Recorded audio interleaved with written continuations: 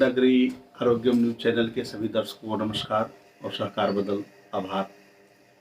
जैसा कि पिछले हेल्थ अवेयरनेस एपिसोड में बताया था किडनी के बारे में कि किडनी डिजीज ना हो इसके लिए क्या क्या सावधानी बरतनी है और किडनी का काम क्या क्या है, बराबर ना। तो उसमें ये बताया था मैंने कि किडनी का काम क्या क्या है। जैसे फिर से उसको याद करा देता हूँ कि वही इम्पोर्टेंट टॉपिक है। उसका काम होता है शरीर के जो कचरे हैं, जितने भी कचरे शरीर में, जो भी आप खाना खाते पीते हैं उसके जो भी नाइट्रोजन प्रोडक्ट बनता है, यूरिक एसिड बनता है, फास्फोरस बनता है, जो भी उन सबों कचरे को बाहर निकालने का काम किडनी करता है। और किडनी का दूसरा काम होता है उसी के साथ कि बहुत अगर शरीर में जरूरत से ज़्यादा पानी का बैलेंस करना भी शरीर के किडनी का ही काम है। अगर जरूरत से ज़्यादा पानी पिएंगे तो उसको फिल्टर करके बाहर निकालेगा। साथ में जो बहुत महत्वपूर्ण काम है उसका, वो है सोडियम को बैलेंस करना, शरीर के अंदर नमक की मात्रा, पोटासियम की मात्रा और एसिड की मात्रा। ब्लड की जो एसिड है, ब्लड हमारा पीएच 7.4 अल्कली है, वो इसके लिए जरा सा भी एसिड की मात्रा बढ़ेगी तो उसको बाहर निकालता रहेगा। हमारा ब्लड का पीएच नॉर्मल 7.4 होता है, उसको मेंटेन करने का काम भी इन्हीं का है। ये किडनी करते हैं। थोड़े बहुत जो काम करते हैं वो फेफड़ा करता है, CO2 निकाल करके, O2 निकाल कर बराबर। तीसरा जो इसका काम है, सबसे महत्वपूर्ण काम है, ब्लड प्रेशर को कंट्रोल करना। तो रेनिन एंजियोटेंसिन सिस्टम, जैसे मैंने बताया था, मेडिकल पैरामेडिकल वाले होंगे उनको समझ आता होगा ये बात कि रेनिन एंजियोटेंसिन सिस्टम बहुत ही इंपॉर्टेंट सिस्टम है जो किडनी के ऊपर पाया जाता है और वो ब्लड प्रेशर को कंट्रोल करता है। दूसरा बताया था कि इसमें विटामिन D3 का एब्जॉर्प्शन करने में मदद करता है, यानी जो कैल्शियम जो है, फाइटो कैल्शियम, जो प्लांट में पाया जाने वाला कैल्शियम, उसको बोन के अंदर मतलब कन्वर्ट एब्जॉर्ब होने के लिए विटामिन D3 को, इसमें भी रीनल का काम है। रीनल और लीवर दोनों का महत्वपूर्ण रोल है। अगर रीनल नहीं रहेगा तो आपका किडनी रीनल कम काम करेगा तो ये एब्जॉर्बल नहीं होगा विटामिन D3। अगर विटामिन D3 एब्जॉर्ब नहीं होगा तो आपका कैल्शियम का भी जो है एब्जॉर्प्शन कम हो जाएगा, जिससे आपका हड्डियां कमजोर हो जाएगा। उस बार बताया था बहुत सारे बच्चों को रीनल ऑस्टियोडिस्ट्रोफी डेवलप कर जाता है। शुरू में बोन पेन होता है, ऐसा होता है, फिर धीरे धीरे देखते रहो बोन टेढ़ा हो जाता है, पता चलता है कि उसकी किडनी खराब है, उसे बेजाकोट्रिक रिफ्लेक्स और बहुत सारे कारण हैं जो बच्चों में जल्दी पकड़ नहीं आता है। अगर बच्चा बार बार बोन पेन का कर रहा है, खेलते खेलते घुटनों का दर्द बता रहा है, घुटन के नीचे टेवने का दर्द बता रहा है, तो इसके तरफ ध्यान जाना चाहिए, बहुत बार लेट हो चुका होता है। दूसरा काम इसका है हीमोग्लोबिन को मेंटेन करना, क्योंकि हीमोग्लोबिन मेंटेन करना भी इसका ही काम है। क्योंकि इसके अंदर रीनल के अंदर एक हार्मोन निकलता है एथ्रोपाइटिन, जिसके कारण बोन मैरो में जाकर के स्टिमुलेशन मिलता है, ताकि अलग अलग RBC प्रोडक्शन होता है। तो ऐसा नहीं कि खाली iron, folic acid, vitamin B12, इसके अलावा भी हार्मोन होना बहुत जरूरी है। अगर हार्मोन नहीं है तो आयरन फोलिक एसिड का यूज नहीं हो पाएगा और हेमोग्लोबिन नहीं बनेगा। इसलिए बताना जरूरी है कि एनीमिया के केस में इसमें आयरन और विटामिन B12 देने से कोई फायदा नहीं होता है दोस्तों। अब है ये है किडनी का मोटा मोटी काम। तो मैंने पिछली बार बताया था कि आप क्या करके, अभी नटसेल में थोड़ा थोड़ा बता देता हूँ, क्या करके आप किडनी डिजीज को बचा सकते हैं। तो मैंने बताया था आपको कि अपना ब्लड प्रेशर कंट्रोल रखना है, आपको डायबिटीज को कंट्रोल रखना है, आपको स्ट्रेस लेवल अपना कम करना है, थोड़ा थोड़ा करके खाना है, 8 घंटा सोने की जरूरी कोशिश करनी है, थोड़ी योगा एक्सरसाइज, खास करके मसल स्ट्रेचिंग एक्सरसाइज मैंने बोला था, वो आप आधा घंटा पौना घंटा जरूर करिए, बराबर। इस तरह से चीज़ों को कर करके आप अपनी किडनी डिजीज से बच सकते हैं। दूसरा इसके आगे है कि अगर किडनी डिजीज हो गया है, मान लीजिए बाय द वे, तो इसमें स्टेजेज होती है डॉक्टर के भाषा में, स्टेज 1, 2, 3, 4, कितना किडनी खराब हुआ है, बराबर ना।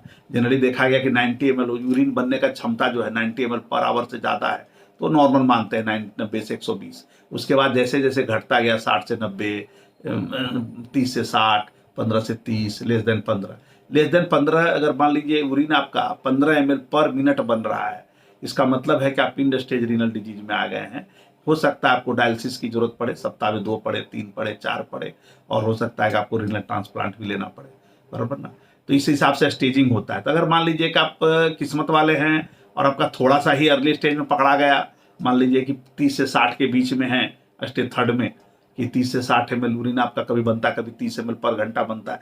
जनरली दोस्तों 1 ml जो है 1 मिनट में बनता है, यूरिन नॉर्मल माना गया है इसको। 1 ml अगर 1 मिनट में बन रहा है, यानी 60 मिनट में 60 ml, यानी 1 घंटा में अगर 60 ml यूरिन बन रहा है तो आपका कंडीशन फिर भी ठीक है, कचरा निकालने के लिए सक्षम है। अगर उससे कम हो रहा है तो कचरा आपका रिटेन होगा और आपको फिर बहुत तरह का सोडियम, पोटासियम, एसिड बैलेंस, ये सब गड़बड़ाएगा। हो सकता है खून की भी कमी हो सकता है ब्लड प्रेशर भी आपका बढ़ जाए, हो सकता है कैल्शियम की भी कमी हो।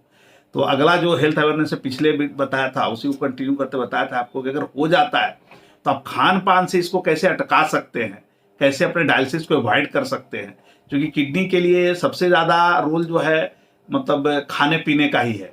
तो जैसा मैंने बताया कि पहला जो मैंने बताया था, इसका काम होता है वाटर बैलेंस करना, बराबर ना, और वेस्ट प्रोडक्ट को निकालना। तो वेस्ट प्रोडक्ट को निकालने के लिए इसकी जीएफआर, ग्लोमेरुलर फिल्ट्रेशन रेट, यानी इतनी क्षमता होनी चाहिए कि वो इतना उचित मात्रा में पानी को छान सके ब्लड को, ताकि उचित मात्रा में पानी को निकाल सके। अगर मान लीजिए किडनी डिजीज है आपको, तो आपके शरीर के अंदर आप जरूरत से ज़्यादा पानी पी रहे हैं और किडनी 60 ml से ज़्यादा निकाल नहीं पा रही है या 30 ml से ज़्यादा निकाल नहीं पा रही, छानी नहीं पा रही है खून को, तो आपका पानी शरीर के अंदर बढ़ जाएगा। और पानी को शरीर से निकालने के लिए एक ही रास्ता है, वो है पेशाब। अगर आप पेशाब के, अगर मान लिया उसमें फिर आपको पेशाब कराने की दवा दी जाएगी। पेशाब कराने की दवा अगर मान लिया काम नहीं कर रही, क्योंकि कितनी गड़बड़ है, तो आपका पानी शरीर से निकलेगा नहीं, बराबर ना। तो बहुत बार होता है कि आपको पता नहीं होता है कि पेशाब, पानी हमारे शरीर में रुक रहा है कि नहीं रुक रहा है। तो ये चीज़ मेरा काम है। इसमें आप एक चीज़ देखिए कि आप पैर में अगर आपको बहुत सेंसिटिव है तो आपको सूजन दिखेगा, पैर में लग रहा है, पैर भारी लग रहा है, पैर में सूजन है। कभी कभी पैर को दबा करके साइंटिफिक पर दबा करके देखिए गड्ढा बन रहा है कि नहीं। अगर बन रहा है, इसका मतलब है कि हम जोर से ज़्यादा पानी पी रहे हैं, या हम जो भी पानी पी रहे हैं वो शरीर के अंदर रिटेन कर रहा है। तो आपको हो सकता है कि भविष्य में सांस चढ़ने की संभावना है। दूसरा, अगर कुछ नहीं समझ में आता मोटा मोटी, तो पानी के मामले में इतना ही बताऊंगा, आप अपना वजन कर लीजिए, समझे। अगर आप रेगुलरली एक वजन वेट मशीन खरीद लीजिए, जिनको भी किडनी डिजीज है, और अपना वजन मापते रहिए। अगर वजन 1 किलो से 2 किलो अगर 2-3 दिन के अंदर चेंज हो रहा है, इसका मतलब है, क्योंकि बॉडी का जो शरीर वेट है दोस्तों, उसका 60% हिस्सा हमारा पानी ही है। अगर वजन बढ़ रहा है, इसका मतलब कि आपके शरीर के अंदर वाटर का रिटेंशन हो रहा है। इसका मतलब है आपको पानी पर रिस्ट्रिक्ट करना है, या किडनी को अपना एवुलेट कराना है। ये किडनी की डिजीज बढ़ तो नहीं रही है। तो वजन एक बहुत बड़ा पैरामीटर है, उससे आपको ये पता चलेगा कि हमारा पानी रिटेन हो रहा है कि नहीं। दूसरा, अगर हमें बहुत सारे दोस्तों को, मेरे बहुत सारे पेशेंट हैं, उनको 2-3 मंत्र में दे रखा हूँ, वो मैं देख रहा हूँ बहुत हद तक कारगर भी रहा है। तो मैं सीधा सीधी बोलता हूँ कि आप 1 सप्ताह तक अपने पेशाब को नापते रहिए, बराबर ना। अगर मान लीजिए आपका 1 लीटर पेशाब हो रहा है पूरे दिन का, तो आप 1.5 लीटर पानी पीजिए। गर्मी का दिन है तो 1750 पीजिए। मतलब आप पेशाब को जितना पेशाब हो रहा है उसके हिसाब से पानी पीजिए, तो आपको फेल्योर होने का, सांस चढ़ने का चांस बहुत कम हो जाएगा। कार्डियक वाले में भी यही बोलता हूं मैं, जिनको भी हार्ट डिजीज का है और जिनको किडनी डिजीज है, जिनमें सांस बार बार चढ़ता है, आए दिन रात में सोए हुए अचानक सांस चढ़ गया, हॉस्पिटल लेके भागना पड़ता है। तो इसको मैंने देखा, मेरे पास कम से बहुत सारे पेशेंट हैं किडनी डिजीज में अर्ली स्टेज वाले, समझे। तो उन लोग को इस तरह से करने से बहुत फायदा हुआ है। मतलब आप नाप के पानी पीजिए, तो वजन अपना नापिए। आपका 1.5-2-3 किलो वजन अगर 2-3 दिन के अंदर बढ़ रहा है, इसका मतलब है कि कुछ गड़बड़ चल रहा है। तो आप इमरजेंसी को भांपिए और टाइम पर जाकर के डॉक्टर को सलाह ले लीजिए, ताकि नॉन इमरजेंसी में ही आपका काम हो जाए। डॉक्टर जो भी दवा में सलाह देंगे, सूचन करेंगे, कहीं आप खाने पीने में कुछ गलती कर रहे हैं तो उसको बताएंगे, और आपका इमरजेंसी टल सकता है। ये तो हुई बात पानी की, क्योंकि पानी निकालने का और कोई यात्रा नहीं है। किताब में लिखा हुआ है कि अगर वाटर रिटेंशन है आपके बॉडी के अंदर, तो this is important marker of dialysis. क्योंकि दूसरे सबका तो चलो बहुत सारे बाइंडिंग मटेरियल आते, ये आते वो आते, आप करके कंट्रोल कर देंगे डॉक्टर। अगर पानी नहीं निकल रहा है, अब फेफड़े में पानी भर गया, पल्मोनरी एडिमा हो गया और श्वास चढ़ने लगा बैठे बैठे, तो डायलिसिस के अलावा कोई रास्ता नहीं है। तो डायलिसिस से बचने के लिए, जैसे मैंने बताया, कि आप पानी, पेशाब को नापिए, और पेशाब को नाप कर करके सप्ताह में 2-3 दिन पर एक बार 2 बार नाप लीजिए, और उसके हिसाब से अपना पानी का मात्रा, जाड़े में बरसात में 500 ml ज़्यादा, 1 लीटर पेशाब हो रहा है तो 1.5 लीटर, गर्मी का दिन है तो 1750, इतने से ज़्यादा नहीं पीना है। 1 बोतल भर लीजिए चुपचाप, और उसी में से खाना भी खाइए, उसी में से पानी भी पीजिए, और देखिए कितना है। तो ये चीज़ एक इम्पोर्टेंट है जो आपको इमरजेंसी से अवॉइड करा सकता है। दूसरा, जैसे मैंने बताया था इस केस में, कि पोटाशियम को बैलेंस करना बहुत जरूरी है, क्योंकि किडनी वाला जो है पोटाशियम को बैलेंस करता, पोटाशियम के लेवल को डाउन रखता है। अगर पोटाशियम का लेवल ब्लड के अंदर बहुत हाई हो जाए तो आपको सडन कार्डियक अरेस्ट हो सकता है, बराबर ना। तो इसमें क्या करना है कि किडनी के केस में पोटाशियम को कम रखना है, क्योंकि दूसरा नंबर का है, अगर पोटाशियम हाई हुआ तो कार्डियक अरेस्ट हो सकता है। तो उसको तात्कालिक निकालने के लिए कुछ कुछ दवाएं हैं, लेकिन बहुत अच्छा काम नहीं करती है। अर्ली स्टेज में अगर आप डॉक्टर पास चले गए तो कुछ कुछ बहुत सारे रास्ते हैं जो कम करते हैं। पोटासियम बाइंडिंग सैचेट भी आता है, वो सब भी आता है, डायबिटीज देते हैं या जो भी देते हैं, इनहेलर देते हैं 25% ग्लूकोज, वो तो मेडिकल की भाषा है। अगर आप अर्ली स्टेज में अगर आ गए तो आपको कर दिया जाएगा, लेकिन अगर बहुत ज़्यादा मात्रा में बढ़ गया है तो डायलिसिस पर ही जाना पड़ेगा। तो डायलिसिस से बचने के लिए आप कोशिश करिए कि हाई पोटासियम डाइट हम ना लें। तो हाई पोटासियम डाइट का मतलब क्या हुआ, मैं आपको फिर से सब याद कर रहा हूँ, उसको नोट बना करके लिख लीजिएगा, बराबर ना। जो जो बहुत सारे डाइट ऐसे हैं जिसमें कि पोटासियम का लेवल बहुत ज़्यादा है, तो उसको सेवन नहीं करेंगे तो आपका पोटासियम का लेवल कम रहेगा, बराबर ना। जैसे है नारियल का पानी, नारियल का पानी में बहुत ज़्यादा पोटासियम है, आपको नहीं, किडनी वाले डिजीज को स्टेज 2 में हो, यानी आपका जो GFR है यानी पेशाब बनने की जो क्षमता है, अगर 30 से 60 के बीच में है या 60 से 90 के बीच में है, तो आपको कोशिश करना चाहिए कि ये नारियल का पानी न पिए। पहला नारियल का पानी है, दूसरा केला है, बराबर, केले के अंदर भी बहुत ज़्यादा पोटासियम पाया जाता है। चौथा आपको पालक है, पालक के अंदर भी बहुत ज़्यादा पोटासियम पाया जाता है। दही है, दही भी आपको नहीं खाना है, दही में भी बहुत ज़्यादा मात्रा होता है पोटासियम का। छाछ है, छाछ भी आपको नहीं पीना है। दूसरा फ्रूट जूस, कितना भी फ्रूट जूस है, क्योंकि क्या है दोस्तों, इस पोटासियम जो सेल के अंदर पाया जाता है, आपने जूस बना दिया तो सेल सब टूट गए तो पोटासियम बिखर गया उसके अंदर। तो जितना भी फ्रूट जूस है, हो सकता है फ्रूट आपको कुछ फ्रूट आपको हम बोलूंगा वो खा सकते हैं, लेकिन फ्रूट जूस, उसका फ्रूट जूस भी नहीं पीना है, यानी फ्रूट जूस एकदम अवॉइड करना है किडनी डिजीज में, बराबर ना। दूसरा जो है आपका क्या बोलते हैं, ग्वार, ग्वार जो है वो लंबा लंबा जैसा होता है, अलग अलग, क्योंकि खाने पीने का तो इतना ज़्यादा मात्रा है दोस्तों, इतनी ज़्यादा वस्तुएं हैं कि हम लोग को याद भी नहीं रहता। मोटा मोटी हम लोग जो हाई वाला रहता है उसको याद कर करके हम लोग रखते हैं। अदरवाइज मैं तो यही बोलूँगा, अगर किडनी डिजीज है तो आप एक डाइटिशियन का सलाह जरूर लीजिए जो, और उसके लिस्ट बनवा लीजिए मोटा मोटी आप जो खाते हैं घर में, क्योंकि आपको बता दिया जाएगा कि ये चीज़ मत खाइए। मान लीजिए जिस मात्रा को, जैसे सौराष्ट्र के लोग हैं यहाँ गुजरात में छाछ ज़्यादा पीते हैं, हम लोग याद रखते हैं कि भाई छाछ नहीं पीना है, दही नहीं खाना है। इसे आलू में भी पोटासियम ज़्यादा है तो आलू को भी हम लोग अवॉइड कराते हैं। पालक को भी बोलते हैं कि आप मत खाइए, बराबर ना। फिर आपका ओल है, जिसे वो अपने यहाँ हिंदी भाषा में ओल बोलते हैं, यहाँ पर सूरन बोलते हैं, क्योंकि अब तो ये भी लफड़ा होगा, गुजरात वाले अलग समझेंगे, हिंदी वाले अलग समझेंगे, मराठी लोग अलग समझेंगे, तो अब समझ नहीं आया, मैं तो मोटा मोटी बोल रहा हूँ। जमीन के अंदर एक पाया जाता है, उसको हम लोग बिहार में ओल बोलते हैं, यहाँ पर सूरन बोलते हैं गुजरात में, वो भी नहीं खाना है। साकरिया यानी शकरकंद, जो भी अब आने वाली है शिवरात्रि, उसमें लोग खाएंगे, तो जो किडनी डिजीज वाली है वो भूल ना करें। साकरिया में भी हाई पोटासियम डाइट है, उसको नहीं लेना है।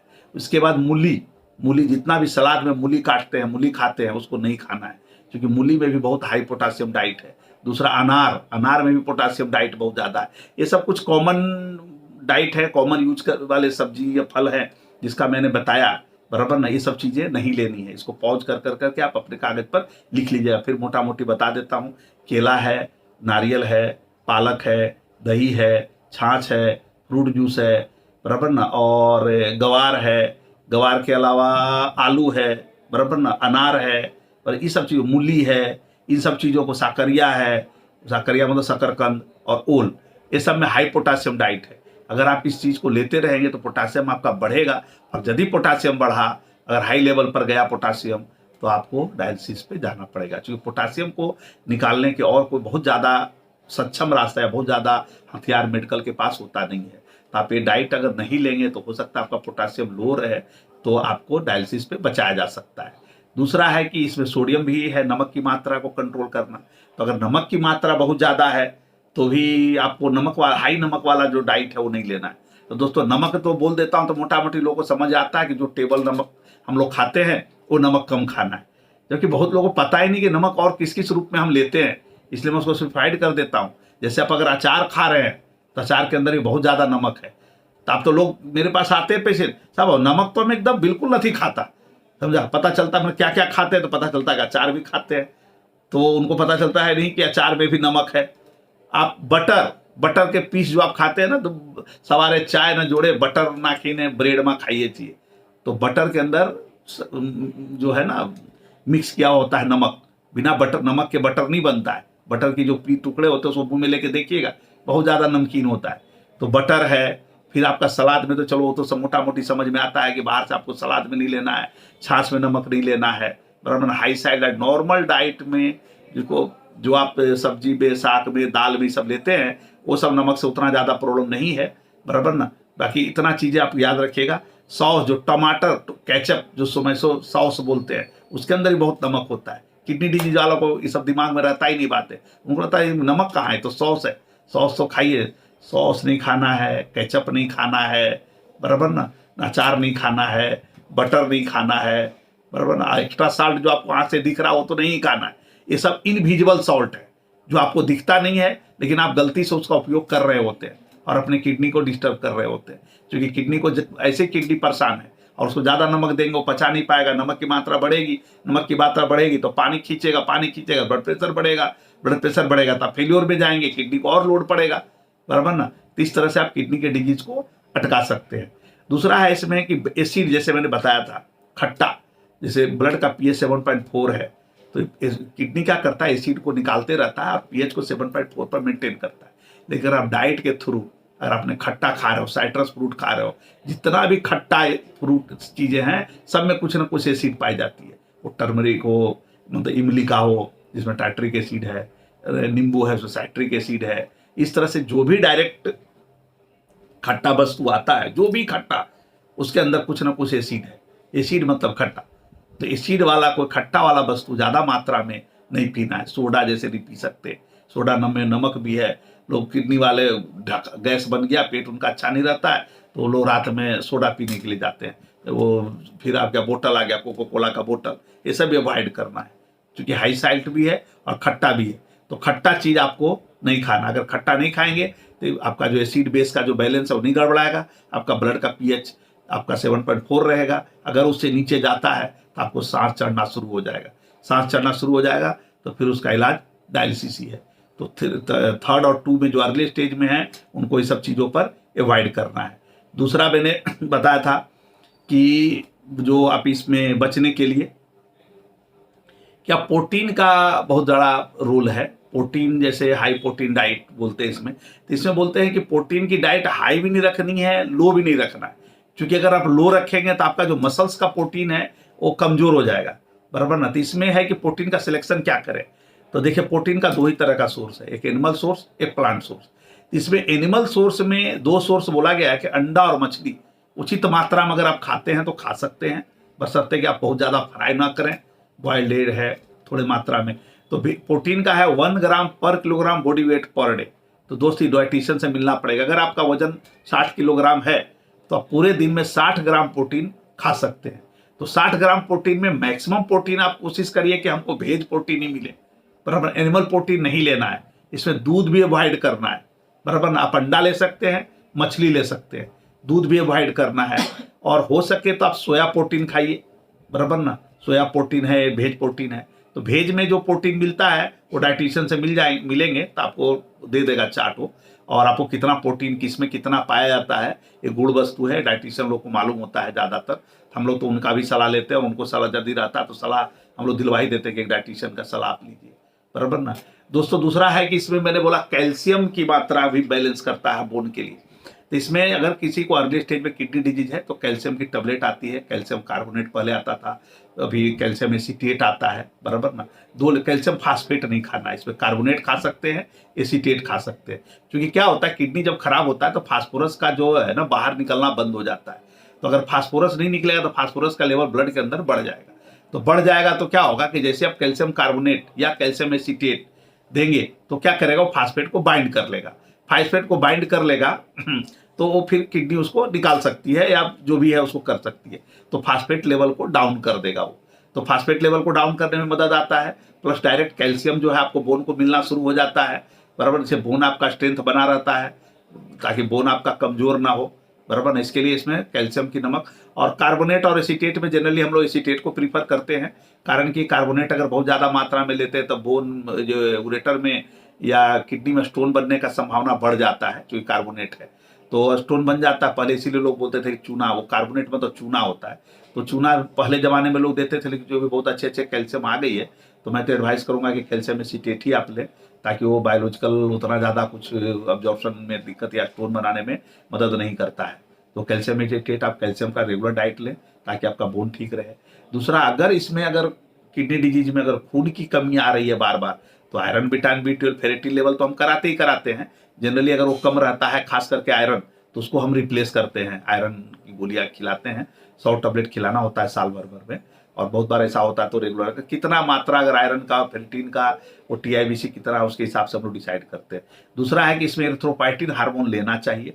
हम लोग जनरली अगर बहुत ज़्यादा अगर स्टेज 1-2 में है तब तो अठवाडिये में देते हैं, सप्ताह में 1 बार देते हैं, अदरवाइज 15 दिन में भी देते हैं। बहुत बार होता है किडनी डिजीज खराब है, किडनी खराब है आपका, और आपका खून कमी है, तो उसमें सांस बढ़ने की क्षमता बढ़ जाती है, हृदय फेल होने का क्षमता बढ़ जाता है, आपके अंदर कमजोरी बढ़ जाता है, डे टू डे वर्क नहीं कर पाते हैं, बराबर ना। इसलिए इसमें बोला जाता है कि इरिथ्रोपाइटिन, अगर डॉक्टर सलाह दे रहे हैं, इरिथ्रोपाइटिन हार्मोन एक आता है, इरिथ्रोपाइटिन का 4000 का पेन, प्रीफिल्ड पेन होता है, पेन में सबकुटेनियस लेना होता है, आप घर पे भी ले सकते हैं, 15 दिन पे भी ले सकते हैं, 7 दिन पे भी ले सकते हैं, बराबर ना। कि आपका लेवल कितना है HB का, उसके ऊपर डिपेंड करता है।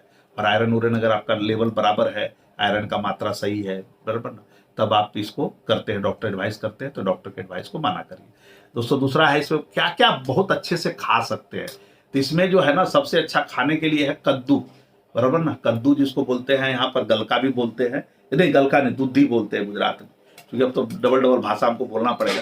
दूधी या कद्दू, इसको उचित मात्रा में, अच्छे मात्रा में खा सकते हैं। दूसरा है गलका, जिसको हमारे बिहार में परवोर भी बोलते हैं, गलका जो लंबा लंबा होता है, उसको बहुत अच्छे मात्रा में खा सकते हैं।